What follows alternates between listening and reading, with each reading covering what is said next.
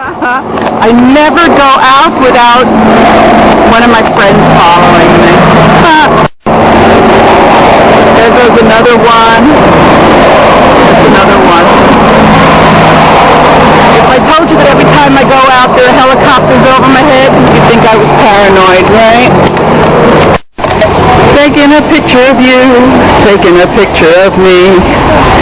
The one on the right-hand side of the screen just flashed before I started filming it. So like a little light go, kind of like that. And we've got more of them over there.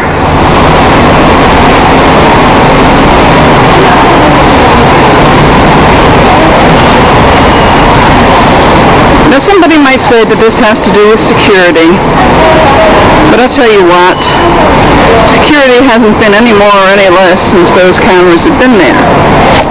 Only difference is that when I walked by before they were there, little lights didn't go. That's a whole difference.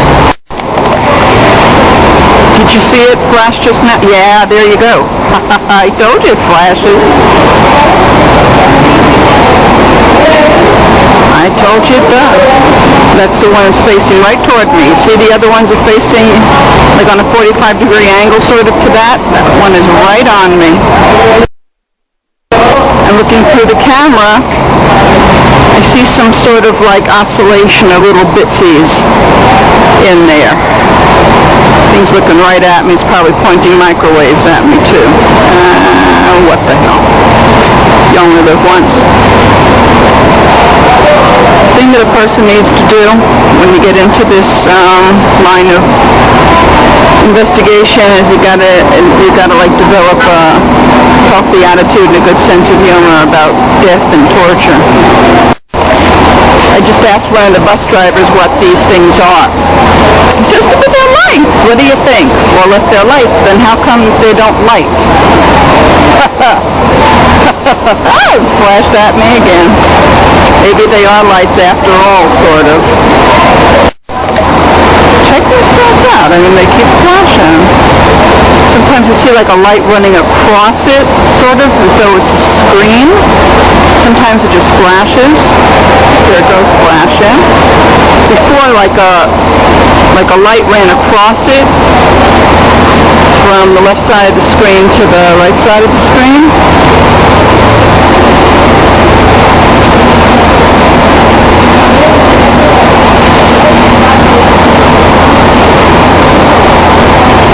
Taking pictures of you, taking pictures of me.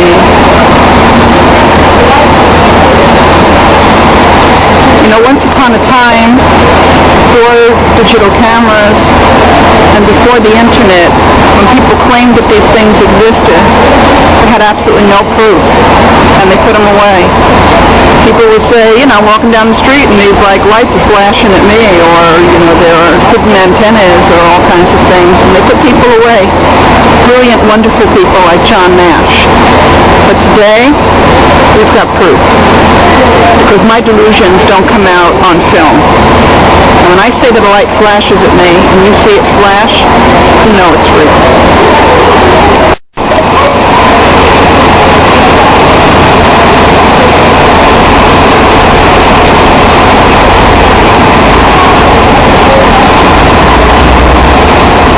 You can see activity. Now we turn to a startling allegation about the U.S. military in Afghanistan.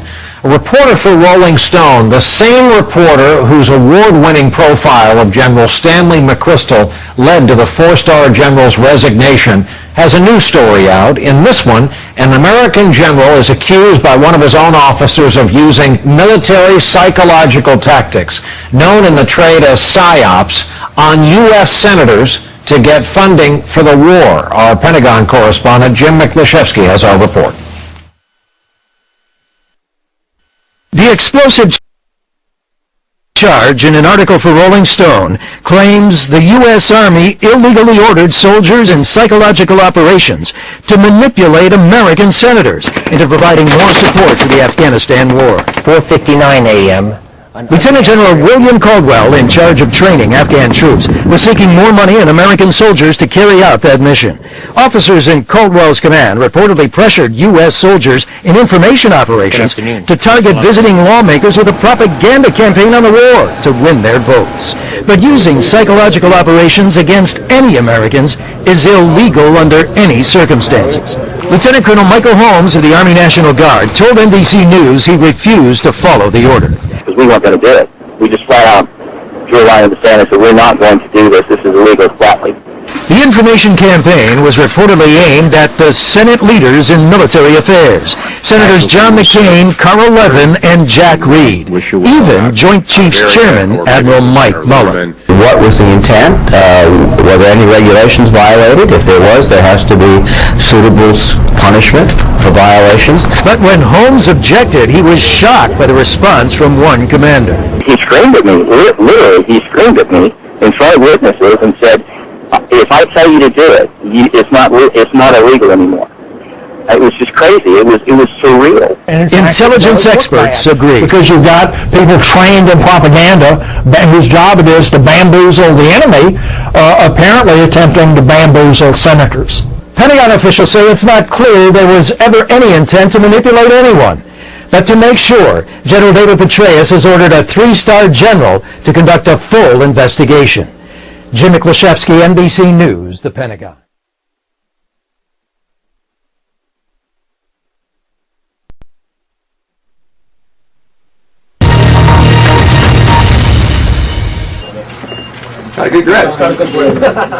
Jesse lost both his arms in an accident. On his left hand is a new kind of artificial limb. It gives him almost as much control as a normal hand, according to the researchers. With it, he can pick things up. That was cool, wasn't it? That right there is a first. And move them around with incredible precision. The ultimate goal of this program is that, we think about using the arm. We do it in a very natural way. So if I reach out to pick up a cup of coffee, I don't think about how I have to move my elbow and my shoulder and open and close my hand. I just reach out and pick up a cup of coffee. I'm controlling this robot arm through this cyber glove and some sensors on my arm and elbow. You can see that it follows my movements precisely. Now, let's see if I can pick up this bottle.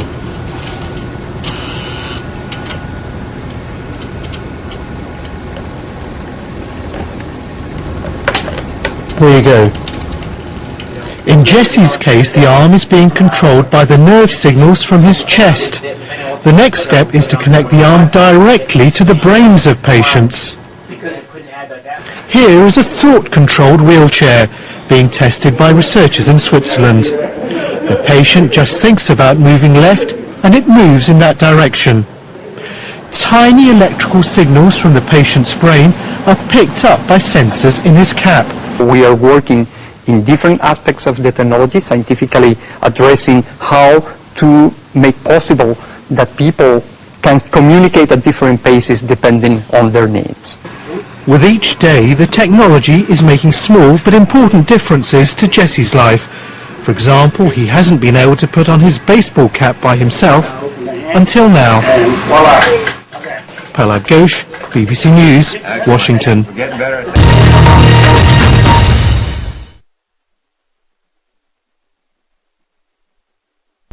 Reasonable to restrict constitutional freedoms in the name of fighting terrorism? In our opinion, no. One of the biggest violations of medical ethics ever perpetrated on U.S. citizens. It started in Tuskegee, Alabama, more than 75 years ago. About 400 African Americans were part of a study to track the effects of syphilis. They did not consent to the tests, and they were intentionally denied simple treatments that could have helped them. President Clinton eventually offered an official apology and a settlement was reached.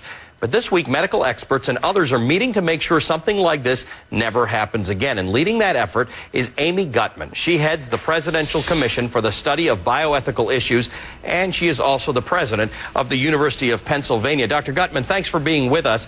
This is not a single incident. We've actually had many of these things happen. What is the purpose of your commission? Are we worried that these types of things are still happening today? Allie, we can't know whether these things are happening today unless we have a fact-finding mission, and that's what President Obama has asked the Presidential Commission on Bioethics to do, to actually meet with experts and ask them, what is it today that would prevent these things from happening again?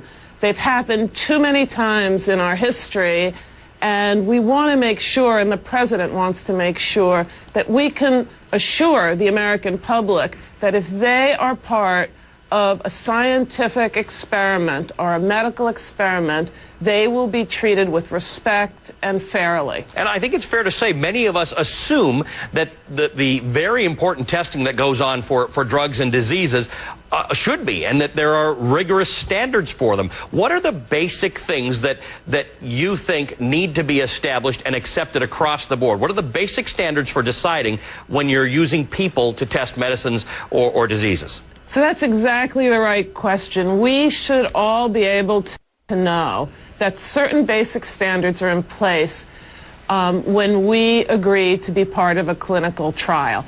And those include that the trial has some value, scientific value, that it has a protocol that makes the benefits to the risk ratio favorable to the people who are in the trial. We should expect to have informed consent to the trial. We should expect that there be an independent review board that has reviewed the trial for its ratio of benefits to risk. And we also should expect that we will be treated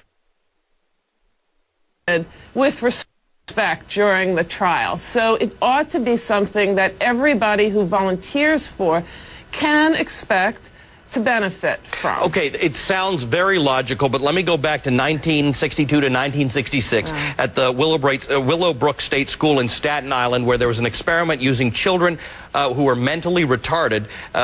They were given hepatitis orally to see if they could be cured with gamma globulin. How do you deal with this consent issue with people with mental illnesses? Well, first of all, the Willowbrook case, and there was at the same time a case in the Jewish Chronic Disease Hospital with elderly people. Those are the kinds of cases we want to make sure cannot happen again.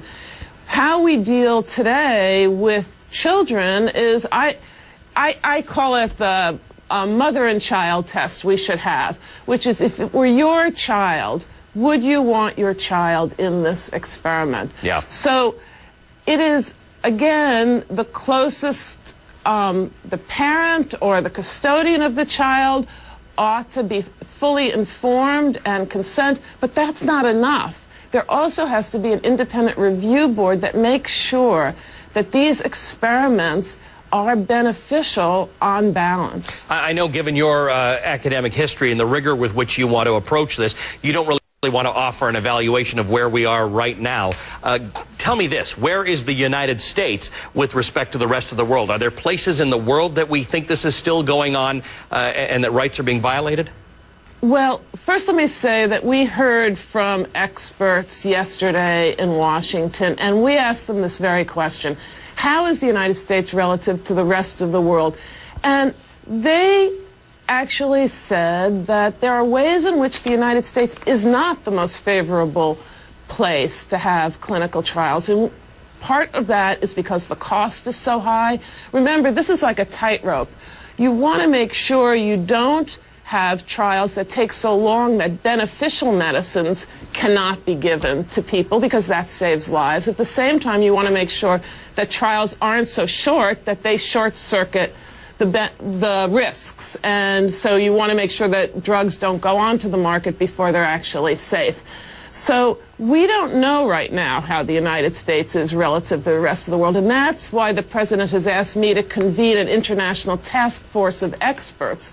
And those experts are going to sit down with me, and we're going to actually discuss how different countries and the United States fare in this regard. And we should come up with a report by year's end that can inform the public as well as the president of where we stand. Okay, we know you're having more hearings in May. We'll follow this along with you. Very curious to see what happens. Dr. Amy Gutmann is the chair of the Presidential Commission for the Study of Bioethical Issues and the president